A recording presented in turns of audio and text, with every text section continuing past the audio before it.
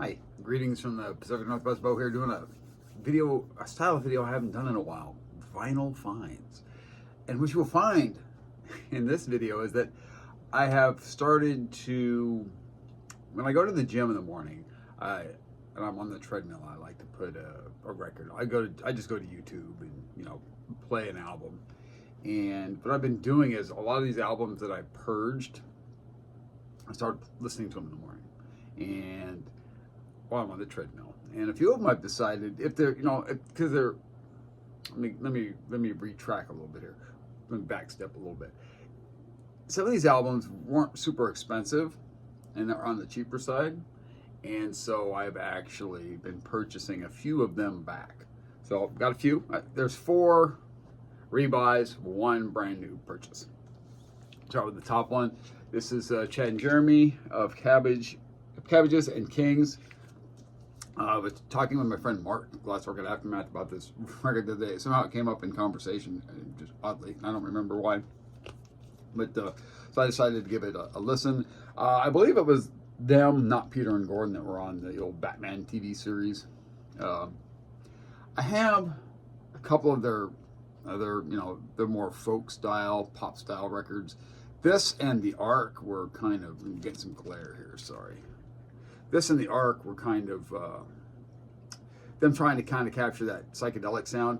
The first side on this is better than the second side. The second side's a little bit too much trying to be like the Monkey's Head a little bit. The first side's got some cool like Middle Eastern influence. So when the price is right on something like that, I'm gonna pick it up.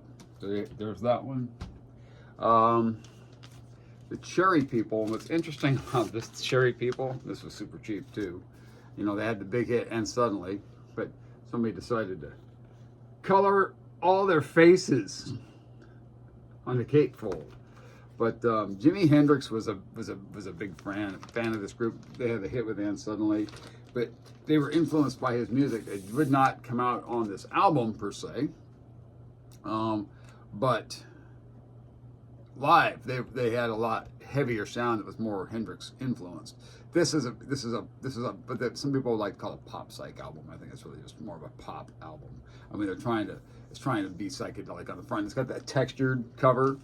It's pretty cool. Anyhow, when the price is right on something like that, I grab it back. So I purged all the records I had by the Hollies. I kind of regretted getting rid of Bus Stop. I always liked this, and more than just the song too. There's covers on here. There's Candyman. They cover Sweet Little 16. But that's not why. It's just this album. When I started buying up 60s records, this is like one of the first albums I ever found. This copy is in way nicer shape than the one I had. The one I had was a thrift store score, and it was in really bad shape. It was really noisy.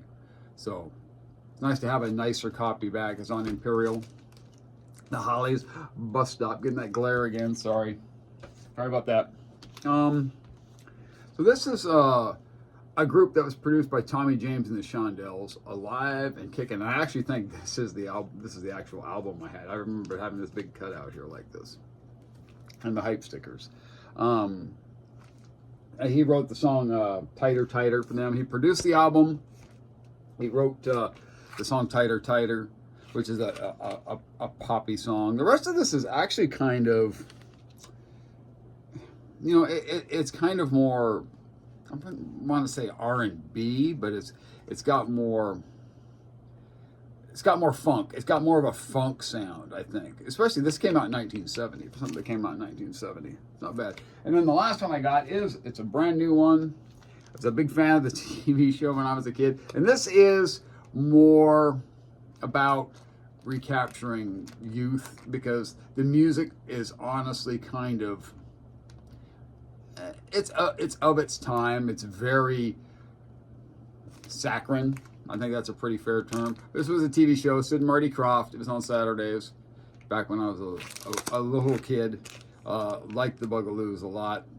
Liked a lot of Sid and Marty Krofft or Hanna-Barbera. Hanna-Barbera, their stuff, like if you ever find the Banana Splits record, do pick that up. I mean, it's got like real people on it. Like Al Cooper, I think Booker T and the MGs play on it as the Banana Splits. But anyhow, so these are my vinyl finds.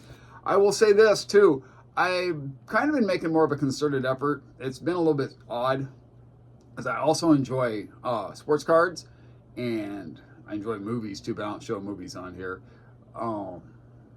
And so I've been trying to just do some things to kind of, get maybe some viewership up a little bit. Decided, I never did get, but I was doing more stuff with this channel. I always had hoped to get to 1,000 subscribers. Never quite made it. I think the most I ever got was like 990. And then I kind of stopped doing stuff for a while and came back and stopped, like, well, we've all done, any of us that have been around. So, yeah, so think about it, like and subscribe just to get to 1,000. I don't know, it's a goal, right? It's a goal I have. It's not associated with any type of, some people kind of want to turn it into a side gig kind of thing, something like that.